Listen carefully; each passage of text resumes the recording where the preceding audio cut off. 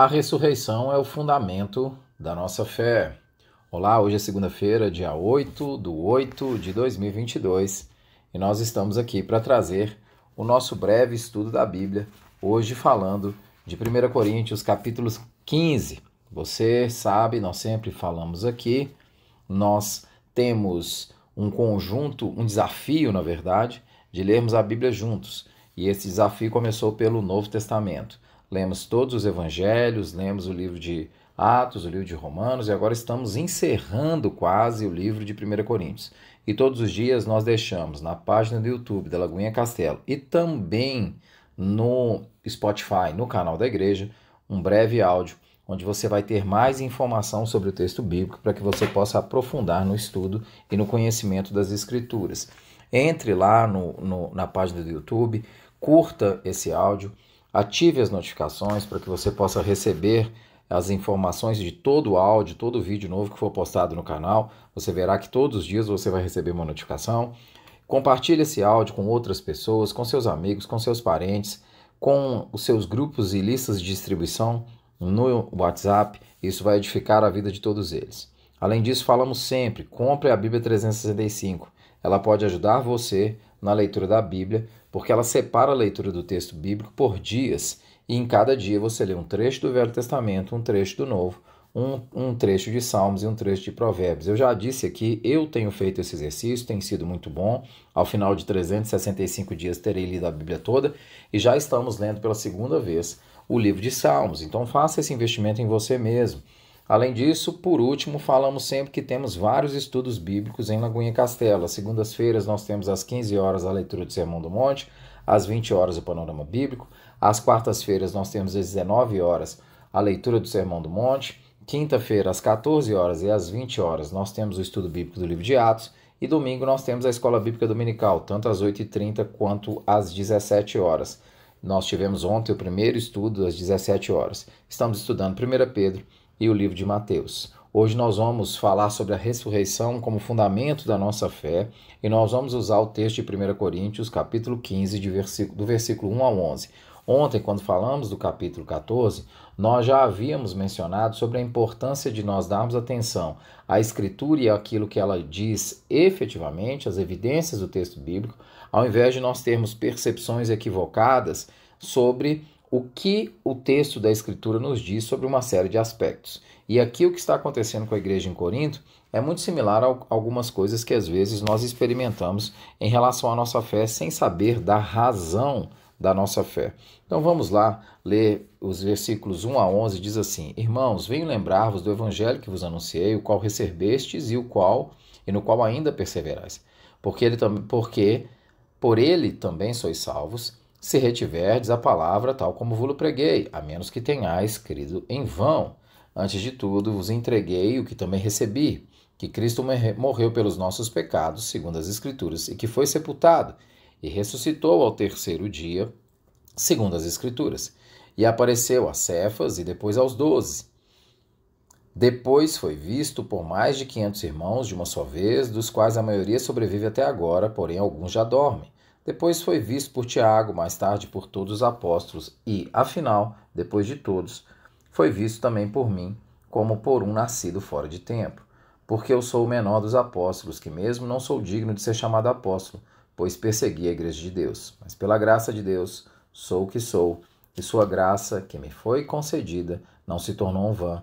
Antes trabalhei muito mais do que todos eles, todavia não eu, mas a graça de Deus comigo. Portanto, seja eu ou sejam eles, assim pregamos e assim crestes. Paulo está falando aqui sobre algo que é essencial na compreensão do Evangelho, nos versículos 1 a 11.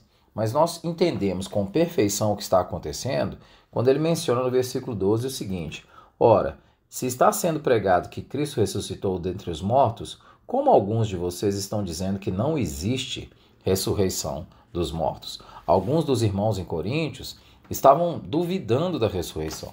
Estavam dizendo que a ressurreição não tinha ocorrido. Para o apóstolo que havia proclamado a ressurreição de maneira tão enfática, a dúvida sobre a ressurreição era algo completamente assustador e, mais do que isso, significava colocar em xeque a própria pregação do Evangelho.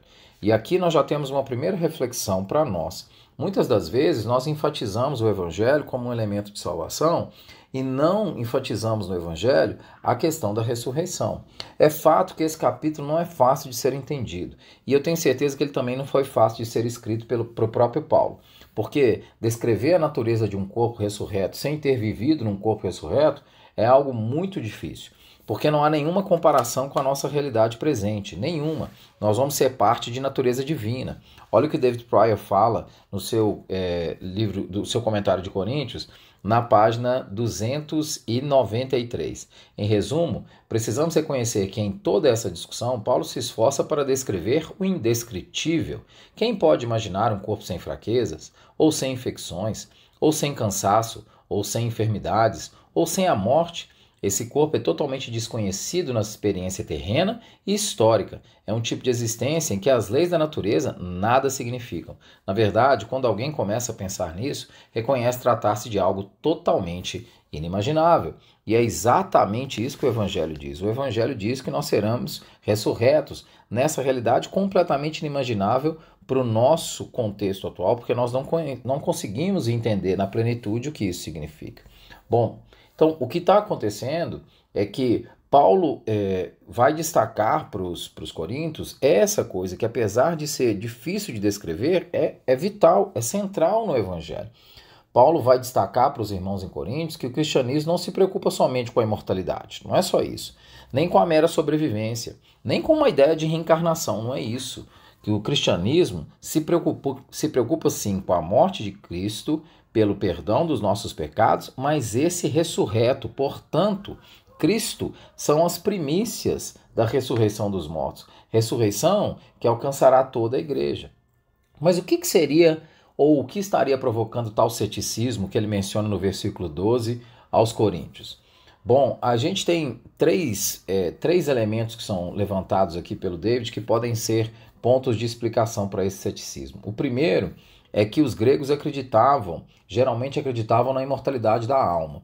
O corpo era mais visto como uma prisão e a morte significava a libertação da alma, que até então estava impedida de se elevar ao mundo real, do qual todas as coisas, o mundo real, porque esse mundo aqui de hoje é simplesmente uma sombra do que o mundo real vai experimentar pelas almas.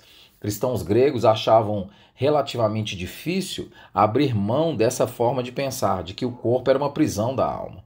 Uma segunda opção, ou uma segunda possível explicação, é que os cristianismos que os coríntios, os irmãos em Corinto, viam com o mesmo ceticismo a ressurreição, como algumas pessoas veem hoje.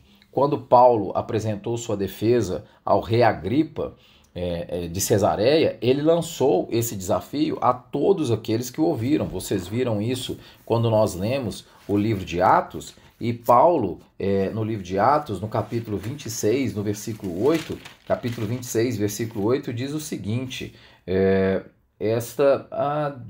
por que os senhores acham impossível que Deus ressuscite os mortos?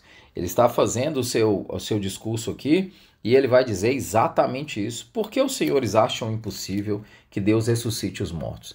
Da mesma forma, diante do Sinédrio, e mais tarde um pouquinho diante de Félix, o governador romano da Judéia, Paulo também teve que declarar sua posição de maneira muito firme, de maneira muito forte, a respeito da ressurreição. Ele também teve que fazer isso porque também havia questionamentos. Esse texto está em Atos capítulo 23, no versículo 6, diz assim: Então Paulo, sabendo que alguns deles eram saduceus e os outros fariseus, bradou no Sinédrio: Irmãos, sou fariseu, filho de fariseu, estou sendo julgado por causa da minha esperança na ressurreição dos mortos? Então havia um certo ceticismo, especificamente os saduceus não criam em ressurreição. Mas esse ceticismo não era só um ceticismo dos judeus. Havia um ceticismo, os fariseus, por exemplo, acreditavam na ressurreição. A esse respeito, eu te aconselho a ver a série do Vitor Fontana sobre saduceus e fariseus nos vídeos dele. Ele explica bem a diferença entre cada um deles. Mas o fato é que havia um certo ceticismo com a ressurreição, e esse ceticismo parece que é muito comum hoje. Nós não conseguimos acreditar numa mentalidade pós-moderna na possibilidade de indivíduos ressurretos, na possibilidade de indivíduos que nascem novamente em um novo corpo.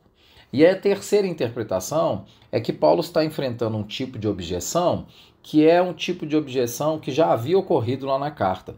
Os coríntios já acreditavam que, de alguma forma, eles estavam vivendo já a sua plenitude, um certo triunfalismo. E ele vai dizer isso quando em 4:8, em 1 Coríntios 4:8, nós lemos isso, ele diz o seguinte, assim, então desculpe, eu estou no livro de Atos, eu voltei no livro de Atos, desculpe, em 1 Coríntios 4, versículo 8, diz assim, vocês já têm tudo o que querem, já se tornaram ricos, chegaram a ser reis, e sem nós, como eu gostaria que vocês realmente fossem reis. Então havia um certo triunfalismo por parte dos irmãos em Corinto de acharem que já tinham alcançado tudo. O David Pryor vai dizer em seu texto da seguinte forma, a terceira maneira de entender a hesitação dos coríntios em relação à ressurreição dos mortos tem o mérito de se fundamentar em uma atitude que Paulo já apresentou nessa carta.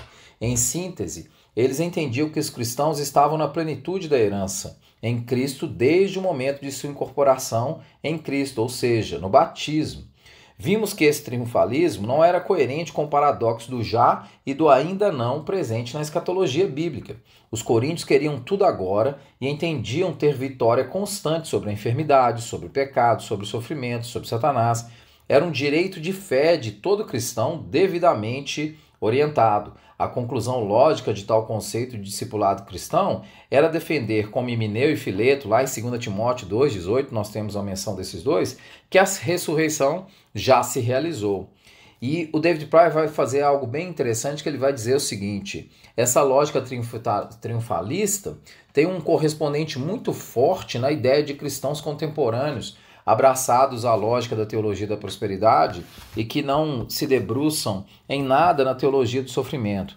E de forma ainda mais contemporânea, nos diversos irmãos ou pastores que são os chamados coaches gospel, que mostram uma visão completamente triunfalista do evangelho, desconectada da realidade presente. Talvez esse ponto seja o mais importante de nós destacarmos.